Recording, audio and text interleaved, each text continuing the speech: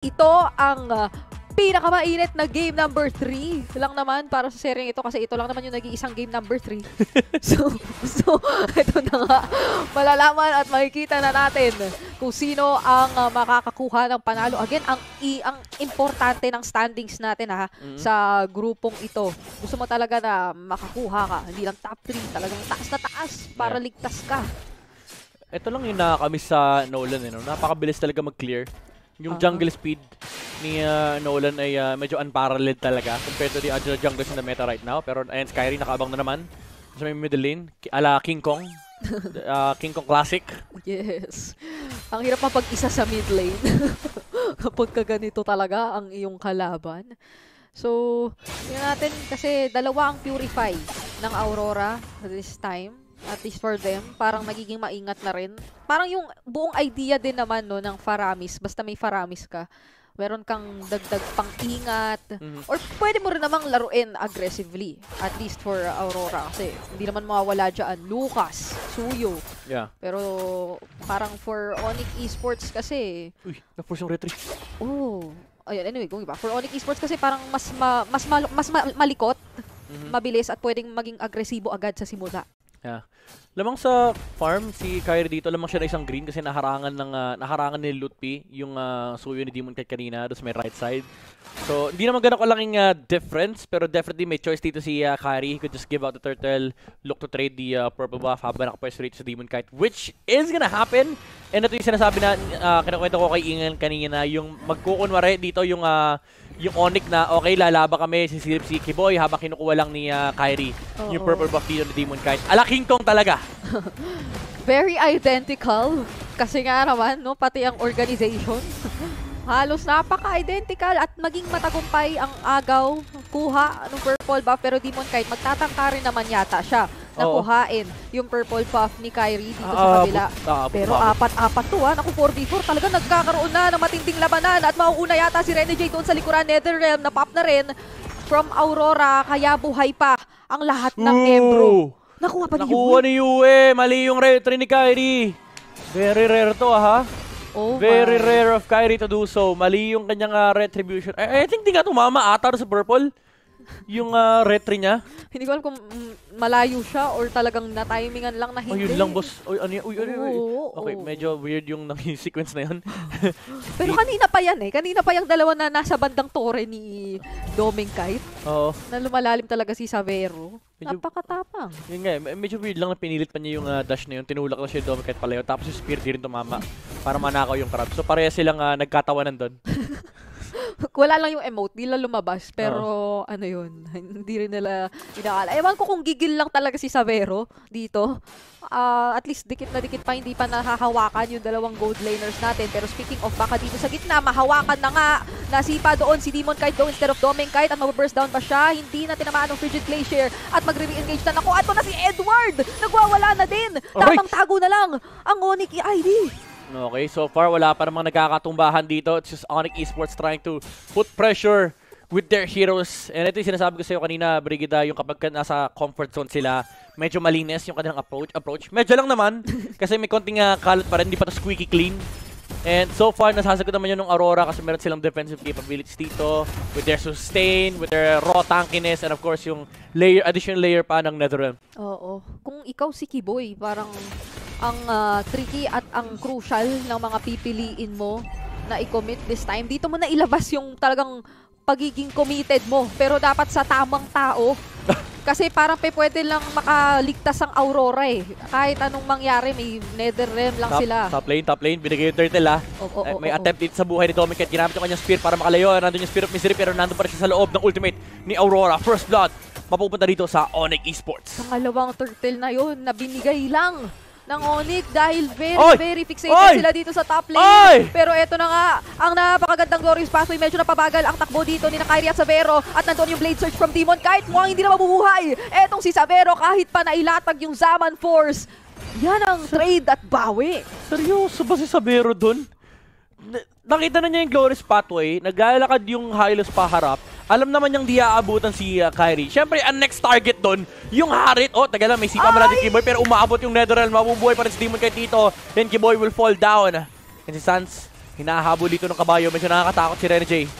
Pero again yung blunder ni Xavero doon, overstaying under the Zaman Force. Alam niyang matutusok siya ni Rene J kasi siya na yung next target.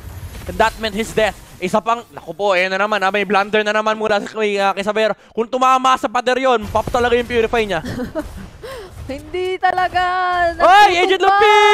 So far, ang mga nakikita nating plays for Onyx Esports, di ko alam kung pinapakulo na naman nila kasi wala naman na silang nire-repair na daan. Ngayon, ayun! Okay. Nakahanap si Kiboy. Grabe si Kiboy, mainit talaga mag-show. Iba talagang show ni Kiboy. Comfort Ayan, talaga akong comfort. Andiyan na ang mga recalls, pero sabi ni Rene J, okay lang yan. May bawi pa naman si Doming kahit at least di ginamit si Purify. Kasi ano lang naman siya eh. Na-poke lang siya nung Harit kanina sa may top lane. And si Lutpi dito, binabawasan lang yung buhay ni Yue just to make sure na hindi makakatulong si Yue sa turtle. Kaso, ang problema, layo pa ng turtle eh. Siya, gumamit siya ng gumamit siya ng revitalize eh. Medyo hindi maganda yung ginawa ni Lutpi. Wala namang nagamit si Yue. And speaking of, hindi lang mga nawalang spells from Onyx Esports, ang grabe yung effects no. Nakita ko na yun eh sa Instagram. Oo, parang boomerang. yun Boomerang effect. Boomerang. Try nyo rin sa mga Instagram nyo. Walang revitalize si Lutpi. Pinili niyang i-trade dun kanina para sa kay Yue. Kaso full HP ulit si Yue.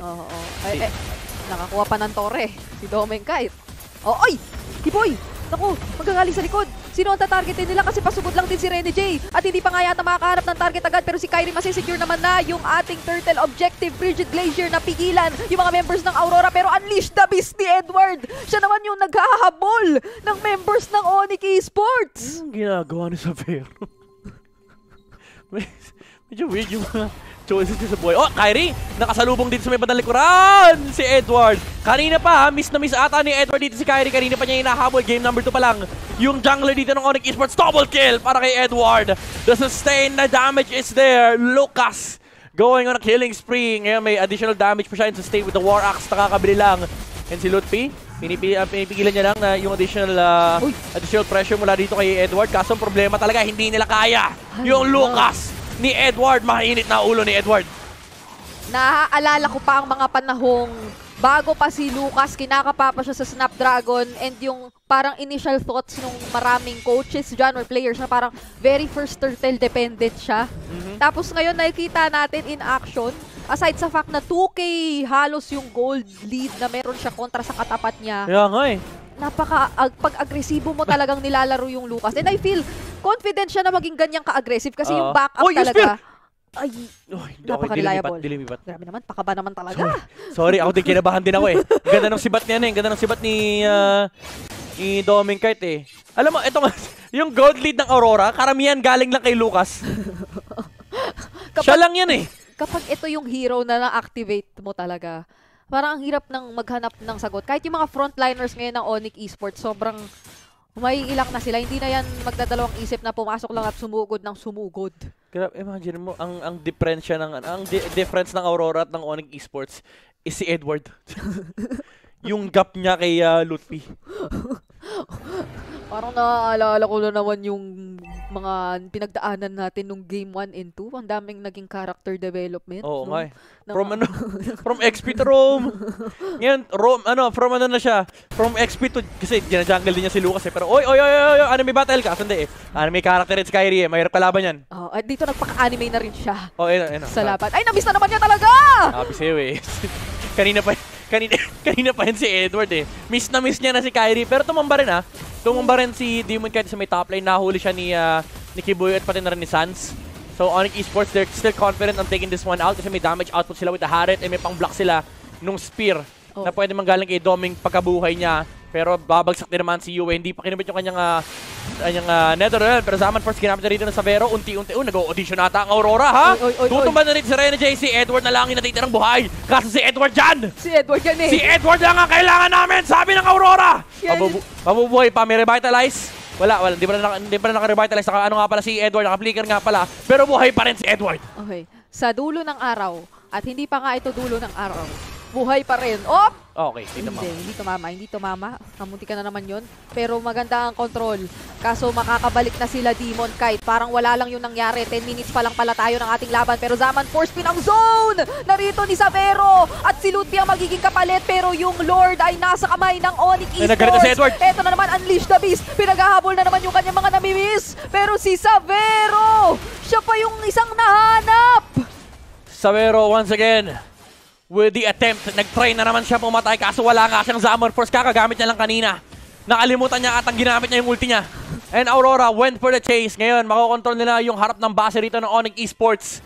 Lord is gonna be marching out, however, pero sa may top lane, pwede nga actually hindi mo napansinin ng Aurora to eh. Pwede nilang i-attempt yung mid lane, pero si Yue, na-poke dito ni Sans. So, mission na medyo change mission dito ang Aurora, Glorious Pathway para lang hindi dumapensa ang Onyx Esports. Yan ang magandang Glorious Pathway. Pero may conceal mula dito kay Kaboy. Sa may badalikuran din naman ang Spirit dito si Lutfi. Hindi patapos, makakawin pa ang Aurora. Nahuli nila si Aurora sa may badalikuran. Lutfi sa may badalikuran, hinahabol naman ni Edward. Hindi siya makamag-participate. Aurora will fall down. Pero hindi yun yung Aurora na team. Aurora na hero ng Onyx Esports. Sa may top lane, bumagsak na yung Lord. Susunod pa rito sa Savero. Wala na namang ultimate. Wala na namang ultimate, lumalaban pa! Pero si Kairi, mahanap si Domeng kahit sa likod. Pero hanggang doon na lang yung mga makukuha niya nakapalit. Unless palagan niya pa rin ito. Pero that's character. 3 members.